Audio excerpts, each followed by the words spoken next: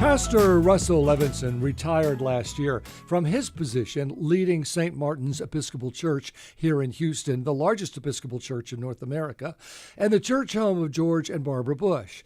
Russ recently published his newest book, Witness to Belief, where he interviews 12 famous people about their faith and the role it's played in their lives.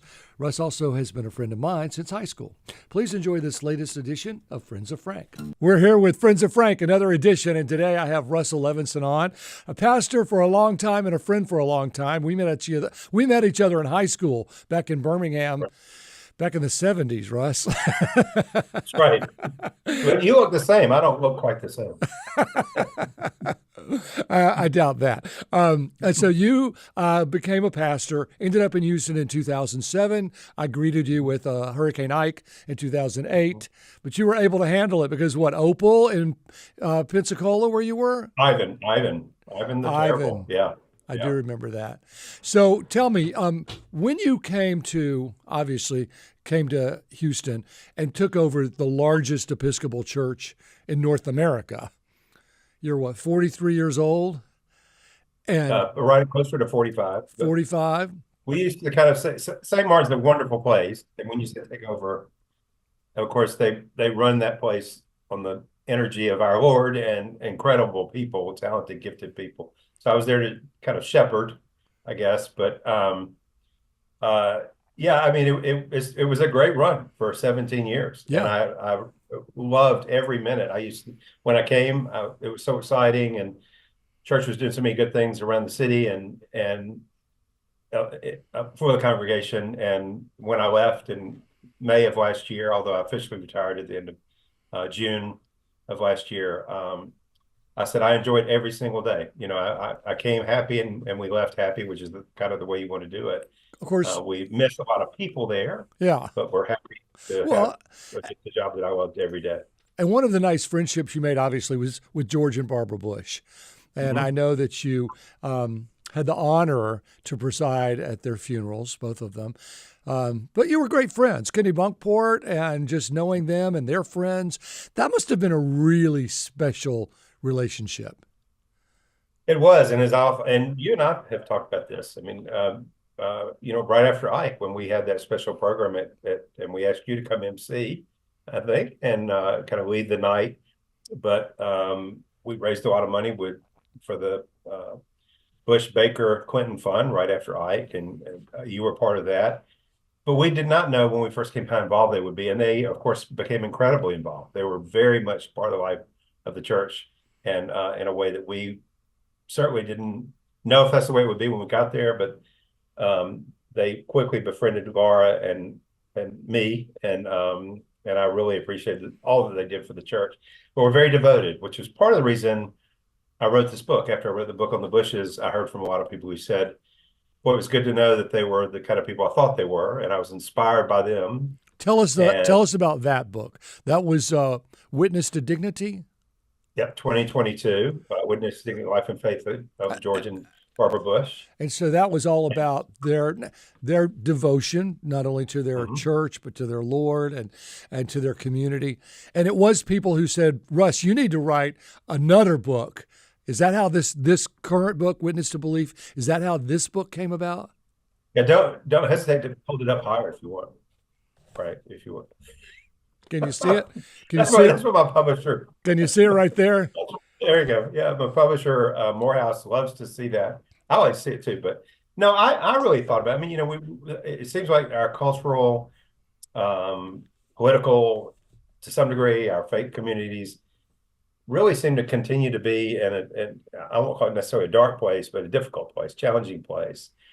And I think our faith should be used as something that brings us together and inspires us, deepens our appreciation for our the fellow children of God we share planet Earth with, and not be used as a tool to divide us. And so I thought, based on what I experienced with the Bush book, I guess I'll call it, I knew other people, as you do, who live in the public eye, who have a lot of things that the world has to offer in the way of fame, money, power, influence, success, whatever, but also in their own way have come to believe and trust in a God who loves them and has called them into a relationship. And so these 12 people all agreed to sit down for an interview over the last year or so. And really, actually, Frank, I was ordained for 32 years and thought I knew a lot. But after sitting down with these 12 people, every conversation I walked away thinking, I've got more to do. I've got more to learn. I got more to grow. I mean, I learned something from each of these people. And I was very touched by the way in which they authentically live out their faith. Great conversations, very generous with their time, humble, and real. I mean, very transparent. And let me list a few of these people, because when we say you talk to some famous people, I mean, you had long sit-down conversations with Denzel Washington and Sam Waterston, with what is Nikki's last name?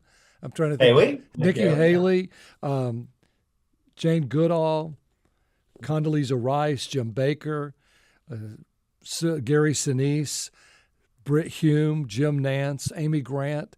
I mean, these are big hitters out there, and people probably didn't realize how much they really rely on their own faith to get through their life. Tell us a little bit about that. We don't have time to go over every single person, right. Yeah. But let's talk a little bit. Let's start with Denzel. I read this whole book and I loved it. I love this book. Oh, great! And you're a great writer. Thank you. Denzel. I mean, I was so surprised at the way he found a way to be baptized. To be honest, right. Tell us that story. That was postscript. We had done the interview in July of last year. Then his birthday rolled around in December. And I noticed that he got baptized, and it kind of hit the news a little bit. And people can watch it on YouTube, as you can almost anything these days. But it was a very private service, and so I actually called him and I said, "Hey, something happened. We need to have a little bonus conversation." And we set that up, and it's not that something had shifted in him spiritually, other than he continues to grow in his faith. But I'm actually in New York right now. I'm not too far from where he lives, and he has a place in Los Angeles, but or in California.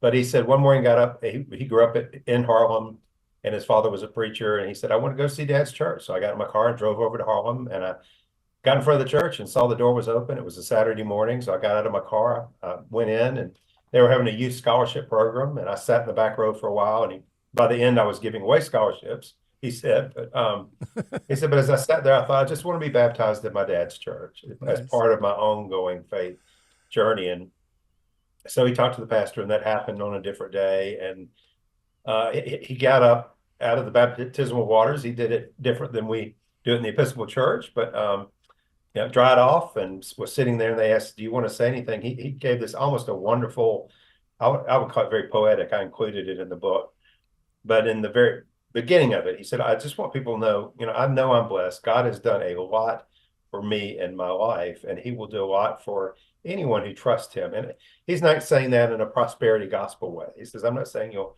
have worldly success, you'll have fame or be an actor or whatever." He said, "But if you trust in God, you're going to receive a lot of blessings that you don't expect." And he has really come to believe that. And he says, "I don't need more money. I don't need more Oscars. I don't need more films," although he's working on a film now in Africa. He said, "Right now, what I want is more of God in my life." Nikki Haley, people forget, she was a Sikh, S-I-K-H, and married a Catholic, grew up in South Carolina as a person of color, became the governor. There was the mass shooting at the church. She took the Confederate flag off of the state capitol. Through all of this, she made it seem so easy, but she really had a huge reliance on God and Jesus Christ during all of this. Yeah, even more so. And as we say in the book, as I said in the book, and I'm just, again, I'm the witness. That's why this is called Witness to Belief. I'm not commenting on the way this is not a prescription for the way everyone should live. It's a description of 12 people who've found their faith in different ways. And so they're real clear about that. Everybody doesn't have to do what we do, and et cetera. I think Nikki Haley's mom had a wonderful approach to faith. One night, her neighbor had come over and given her daughter, Nikki's sister, a Bible in tears. They lived in Bamberg, South Carolina. She said, we were the only brown people in Bamberg, South Carolina. And there was a knock at the door, and one of the friends of her sister, a little boy, was standing at the door of the Bible and handed it to her. And said, was crying. He said, I don't want you to die and go to hell. And so I'm not sure that's the best tool of evangelism, but he said, and so she took it, didn't know what to do with it, stuck it under her pillow. Her mom came in to tuck her in that night. This is Nikki's sister, and found the Bible, and her mother, who was a Hindu, pulls it out and looks at it and looks at her daughter and says, I want you to read this because from cover to cover, because there's truth in it. And she said, you know what always helped us was being loved and brought in, not being judged and pushed away. And so in the middle of those horrible funerals that she committed to go to all the funerals, not horrible funerals, but the tragedy of Dylan Ruth's really assassination of these 9 people in a Bible study at the AME church. Nikki Haley had decided to go to all 9 funerals. But she didn't know they were all going to be open casket, and she did not know at the time the pastor was going to ask her to speak at all 9. And she said about halfway through, it really was getting to her. She was losing sleep and growing anxious. She lost 30 pounds. Family members were worried about her, and she said, I was taking prescription drugs. I was getting therapy. I was seeing a psychiatrist, a therapist. I was seeing my pastor. I was doing all the things you think you should do. And all those things help to some degree. She said, about halfway through one night, I came home and I closed my door. And Frank, as we're talking, at that point, she stopped and began to weep. And she said, I'm sorry. And I said, well, no reason to apologize. Anyone would understand. And she said, I still feel it today. I feel it today. I feel the pain of that today. She said, and then she composed herself and she said, and I fell on my knees and I said, Jesus, you've just got to get me through this, and she said, and he did. And I let Jesus take the wheel, and he did, I have time to talk about one more person, and that's Jane Goodall. Yeah. You were probably one of the final people that Jane Goodall actually gave a sit-down interview to, given she was 90 when you interviewed her and she passed less than a year later. But she's the one I read all of these stories, and they were all about, here's what I was going through. Here's how Jesus Christ and God helped me get through it. Here's what I believe and why. Jane Goodall took it to the next step. Here's what's going to happen when we die. Tell me about that. We've got about 2 minutes left. Okay, yeah. She, of course, we talked about her love of creation and her concern about the earth that God gave us to take care of. And she spends a lot of her interview talking about creation care and that we are given this planet as a gift to take care of. She has a wonderful sense of humor, and I say present tense because I feel like she's still with us. I learned that she died in the middle of giving a talk on her to a group of 250 women at a gathering of chaplains. I was speaking, but somebody raised their hand and said, she just passed away. And but I asked her to talk about something she's said over the last few years, which she was asked after one of her great talks. Dr. Goodall, you've done so many incredible things. You had so many great adventures. What's your next great adventure? And she smiled and said, death. And she said, if you believe in life after death, which I do, can you imagine the adventure that it will be? If you've had a great adventure here, can you imagine what God has in store? And so she said, yeah, I'm not afraid of death. I think a lot of us are afraid of the process of dying, which I think is true. So, but I'm not afraid of what's next because I firmly believe in the great spiritual power of the universe that we call God. And I know he's got something in store for all of us. Wow. Witness to Belief is this book by Russ Levenson, a friend of Frank. And I got to tell you, thank you for bringing these 12 people into our lives in this spiritual way. It's a very nice way to see famous, rich people who we think have it all, say, look, I'm not an island. God has taken my hand through all of this. And kudos to you. I know it'll be a great success.